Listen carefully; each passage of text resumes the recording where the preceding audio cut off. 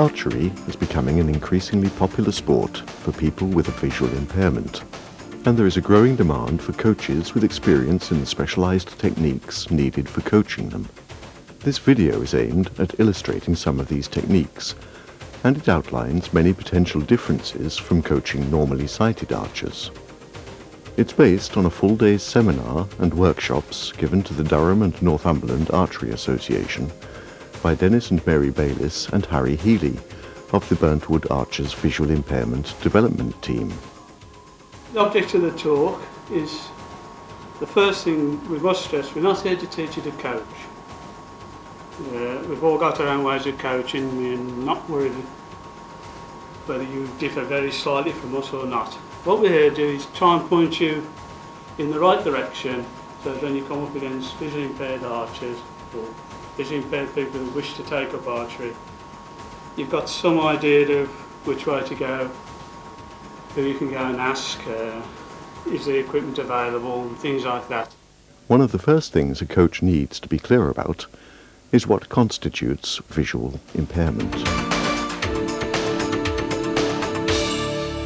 Visual impairment may involve any degree or type of limited or distorted vision, ranging from relatively slight myopia or blurring through to total loss of sight, with every gradation in between. I have macular degeneration and degenerative myopia. The macular degeneration means I have no central vision at all, no detail, no contrast. And because I have degenerative myopia, it means that I'm extremely short-sighted and I only see things very close to me. So my peripheral vision is damaged as well as my central vision. Coaching for archers with more severe forms of impairment involves many considerations that may not be immediately obvious. The use of sim specs can be very helpful to enable normally sighted coaches to experience and understand the difficulties faced by people with extreme tunnel vision or blindness. Initial contact with a visually impaired trainee must be verbal. You should address the trainee by name and introduce yourself. Throughout the coaching process, you will need to make sure that you explain the processes fully, avoiding our usual sort of verbal shorthand that relies on gestures and visual cues. You should make it clear that any information you are given about the trainee's impairment will be treated confidentially, and encourage them to describe their visual limitations. This will enable you to adapt your coaching to suit their individual needs. You should also explain that coaching will involve a degree of physical contact, especially in the early stages. Always warn a visually impaired archer before touching them. Touch is also essential in helping archers to understand and visualize the equipment they'll be using.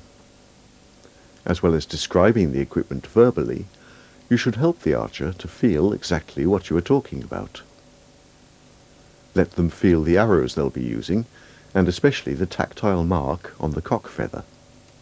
The importance of utilizing the sense of touch applies equally to the target. Approach the target from the side to avoid any risk of the archer walking into arrows, and let them feel it. Describe its colors, and explain how the spotter will identify hits using the clock face analogy and color rings.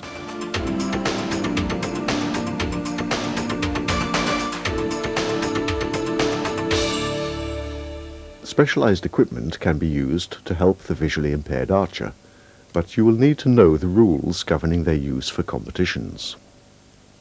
No-knocks, for example, can be a useful initial training aid, but aren't allowed at all for competition use. Different types of foot marker are allowed, and their use is essential for consistent positioning. A very small variation in foot position can result in a wide variation in accuracy. There are two types of tactile sights, both mounted on tripods. The back of hand sight must contact the hand between the knuckles and not between the fingers. And the rod type must be positioned no more than 6 inches from the bow and have a maximum 3-inch drop. This type is probably the easiest to start with. If the archer has some degree of sight, visual enhancements such as fluorescent paint on the sight, solid sight rings, or contrasting cock feathers can be used. Some physical processes which a sighted archer would normally observe, such as the stance and muscles used in drawing and releasing the bow, can be difficult to describe verbally. One possible way round this is to get the visually impaired archer to feel the arms and shoulders of someone performing these actions. The coach should always bear in mind that with no visual reference points, the visually impaired archer may have considerable difficulty in knowing if they are standing straight and balanced. A major objective in coaching, therefore, is to help the archer develop a consistent and effective physical routine in preparing to shoot. A few practical points are worth observing when working with visually impaired archers. Keep floor areas as clear as possible of equipment, bags and other obstacles. Make sure that clearly audible signals are given whenever shooting is taking place. And remember that guide dogs are working animals, not pets. Don't feed or distract them. The whole thing about archery, I think, is that there doesn't seem to be any discrimination. There doesn't seem to be any barriers. It's not ageist.